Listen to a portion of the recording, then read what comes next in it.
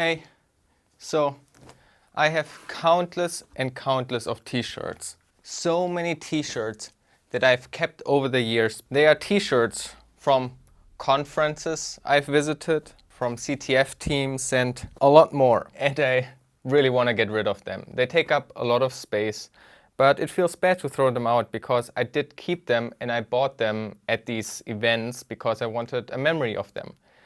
And now it has been quite a lot of years that I've been collecting them. And so they are almost like a bit of history and autobiographical. And so I thought, I want to get rid of them, but I don't want to forget them.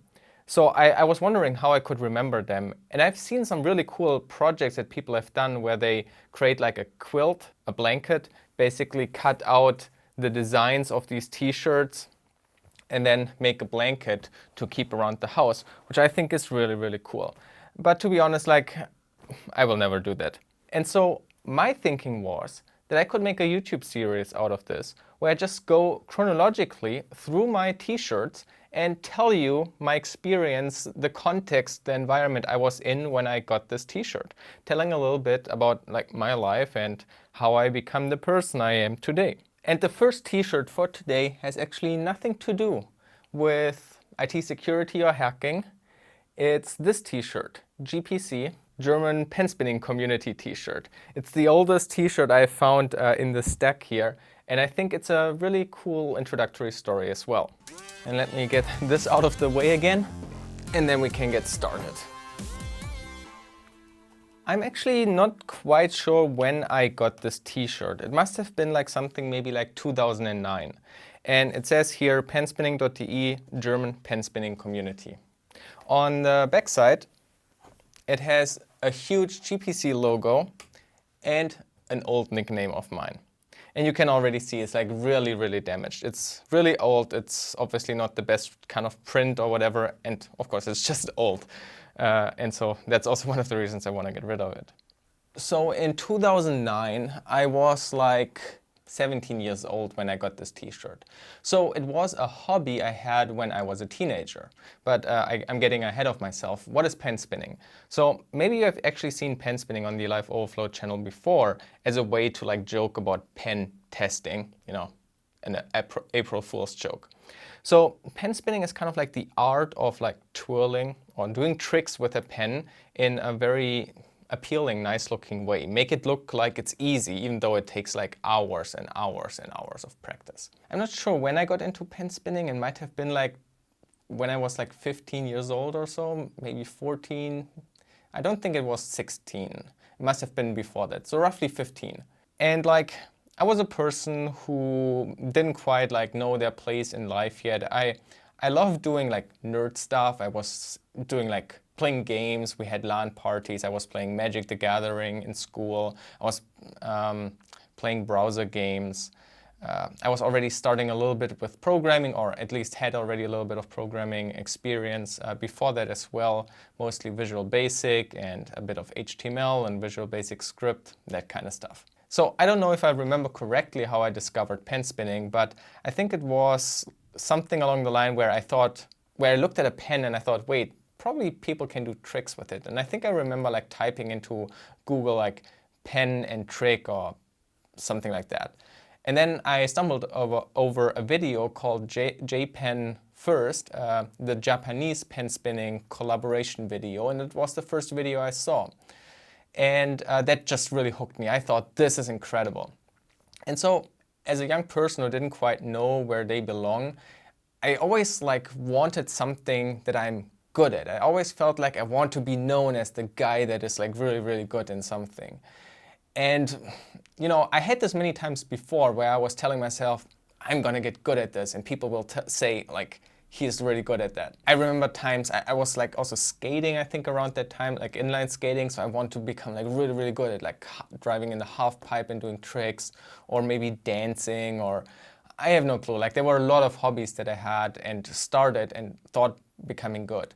So I don't know what it was about pen spinning that actually made me stick to it, because it was, again, one of those hobbies where I just told myself, I'm gonna get good at this, and I could have stopped as I stopped any of the other hobbies I had. But for whatever reason, it really hooked me. Maybe it was because it's like a hobby you can kind of do at home. You just sit on the sofa and you just like take a pen and you practice while you can watch TV. And so I kept like trying the first tricks, and I was making progress, and it kind of hooked me.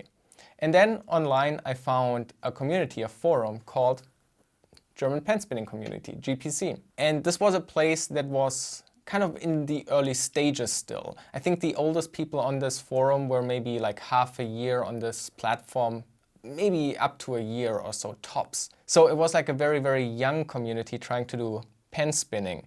And we were obviously looking, across the world, looking at the Japanese pen spinners, the US pen spinners, and looking up videos and trying to draw inspiration and learn the tricks that they are showing there. And I found a very welcoming community there. It was fairly small and it was very supportive. Everybody was like very encouraging. It wasn't really like a toxic place where people were like shitting on you when you were just a beginner.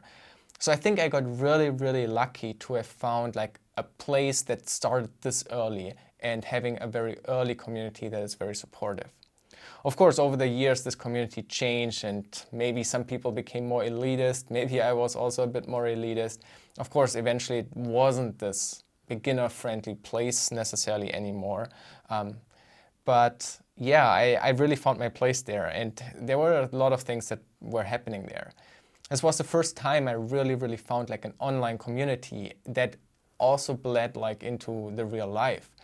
We would have gatherings in like one of the larger cities nearby, and I would like for the first time like travel to like the big city on the train, asking my mom if I'm allowed to, because I was like so young. Like I said, I was maybe like 14, 15 or something, maybe even younger. I really can't tell anymore.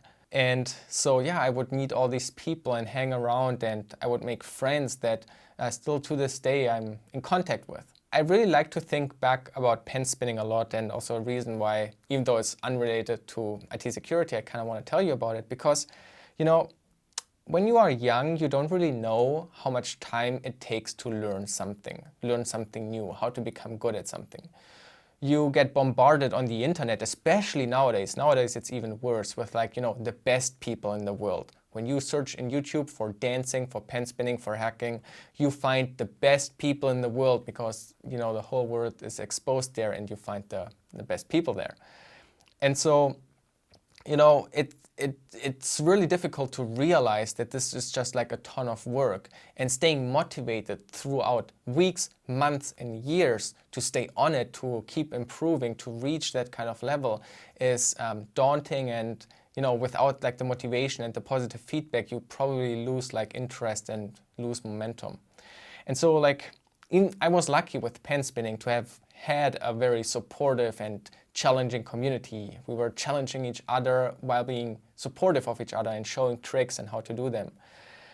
So I was very lucky, but I did understand there that it takes like hundreds or thousands of hours to just learn something and just practice and practice and practice.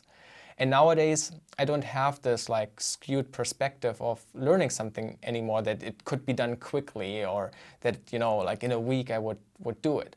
Like if I start something, then I know to become good, it requires for me to put like hundreds or thousands of hours into it. Keep practicing it all the time. And that obviously becomes more difficult when you get older, when you have a job or other responsibilities to take care of. That's also why I admire people that have like hobbies and they are good at it. Be it to capture the flag, like hacking, security research or something, or be it in a sport, art, like drawing. I have huge respect for people that can like draw very well, because I know these people have drawn like hundreds or thousands of pictures and spent thousands of hours drawing.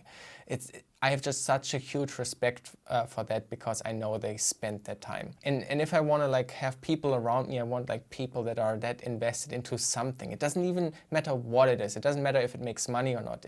I just love when people have a passion for something and spend the time and do it because because they want to like reach maybe further and go always improve and be better. I really like these kind of people. Pen spinning was also like, a community that was with me when I started also to learn more programming. In the middle of that time, I also started with web development, and of course I wanted to make a pen spinning website in some kind of shape. And with a friend together, we had this vision of like a commercial pen spinning site with like crazy tutorials and everything, and somehow monetize that. And we were investing so much time into it, but I think eventually I lost a bit of interest then first, and then my friend too. I think this was also the first time somebody found an XSS, because there was like a comment feature and somebody else pasted an XSS into the comment, and I had no clue what an XSS was at the time. But you know, this was like, you know, a bit of first experience of what it's like laying ahead in my life there.